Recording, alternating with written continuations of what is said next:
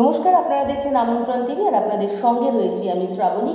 প্রত্যেক দিনের মতন আজকেও চলে এসেছি আপনাদের সাথে বিশেষ গুরুত্বপূর্ণ খবর নিয়ে এবং আপনাদেরকে নিজে প্রতিনিয়ত আপডেট রাখার জন্য আমরা কিন্তু আপনাদের পাশে প্রত্যেক দিন রয়েছি।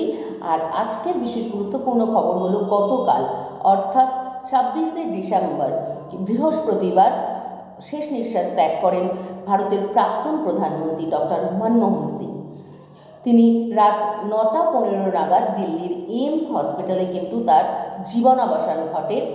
তাকে কিন্তু তার পরিবারের তরফ থেকে এটাই জানানো হয়েছে তার অসুস্থতার কারণে, অর্থাৎ তিনি বার্ধক্যজনিত অসুস্থতা এবং তার পাশাপাশি কিন্তু শ্বাসকষ্টের কারণেও কিন্তু তাকে ভর্তি করা হয়েছে, অর্থাৎ শ্বাসকষ্টতেও তিনি ভুগছিলেন। তাকে কিন্তু তড়িঘড়ি সন্ধ্যে 8টা নাগাদ কিন্তু তাকে দিল্লির যে এইমস হসপিটাল সেখানে তাকে ভর্তি করা হয় এবং তারপর থেকে কিন্তু তার অবস্থার যে অবনতি ঘটছিল সেটা জানানো হয়। এছাড়া কিন্তু সন্ধ্যের থেকে, অর্থাৎ সন্ধ্যে যখন তাকে হসপিটালাইজড করা হয় তার আগে থেকেই কিন্তু তার শারীরিক অবস্থার অনেকটাই অবনতি হয়েছিল বলে জানিয়েছে তার পরিবার। এই খবর পাওয়া মাত্রই তো কংগ্রেসের বিভিন্ন নেতা নেত্রীরা সেখানে উপস্থিত হয়ে যান এবং প্রিয়াঙ্কা গান্ধী তো সাথে সাথেই উপস্থিত হয়ে গিয়েছিলেন এই খবর পাওয়া মাত্র।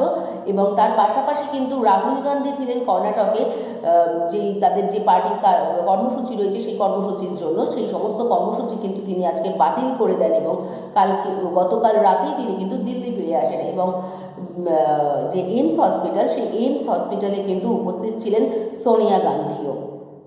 ডক্টর মনমোহন সিং কিন্তু 2004 সাল থেকে 2014 সাল এই 10টা বছর কিন্তু ভারতের প্রধানমন্ত্রীত্বের ভার সামলেছিলেন।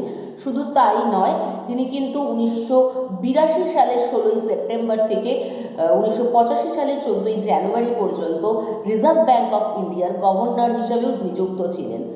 ডক্টর মনমোহন সিং লন্ডনের যে কেমব্রিজ বিশ্ববিদ্যালয় রয়েছে সেই কেমব্রিজ বিশ্ববিদ্যালয় থেকে কিন্তু তিনি ডক্টরেট উপাধি গ্রহণ করেন, অর্থাৎ ডক্টরেট পাশ করেন, তিনি ডক্টরেট উপাধি গ্রহণ করেন।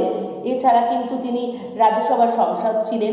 33 বছর কিন্তু তিনি রাজ্যসভার সংসদ পদে বহাল ছিলেন, যদিও বা 2024 অর্থাৎ এই বছরই তার সংসদ পদের কিন্তু শেষ ছিল। তো তার জীবনাবসানে কিন্তু গোটা দেশ শোকস্তব্ধ, কারণ তিনি একজন ভারতের অন্যতম প্রধানমন্ত্রী হিসাবেই নির্বাচিত ছিলেন। শুধু তাই নয়, তার এটাও জানা যাচ্ছে যে আমাদের এক দেশে যে এখন প্রচলিত আধার কার্ড তার প্রচলন কিন্তু মনমোহন সিং এর হাত ধরেই হয়েছিল বলেই জানা যাচ্ছে।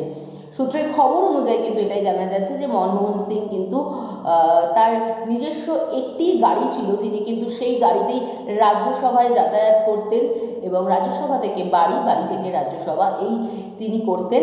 তিনি কিন্তু তার কর্মজীবনে, এই 10 বছরের কর্মজীবনে কিন্তু একটি গাড়ি, সেটা হচ্ছে BMW 16 এর যেটা গাড়ি ছিল সেই গাড়ি তিনি ব্যবহার করতেন। কারণ এই জানা যাচ্ছে যে কারণস্বরূপ এটি কিন্তু তার আত্মার সাথে যুক্ত ছিল, অর্থাৎ তিনি এই গাড়িটিকে তিনি নিজের অধিক বেশি ভালোবাসতেন, অর্থাৎ পছন্দ করতেন।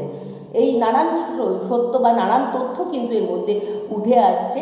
তো ডক্টর মনমোহন সিং আমাদের ভারতের প্রাক্তন প্রধানমন্ত্রীর জন্য আমাদের আমন্ত্রণ টিভির তরফ থেকে তার আত্মার চিরশান্তি কামনা করছি আমরা, এবং তিনি যেখানেই থাকুন ভালো থাকুন এবং তাকে অনেক অনেক কুর্নিশ আমাদের আমন্ত্রণ টিভির পক্ষ থেকে।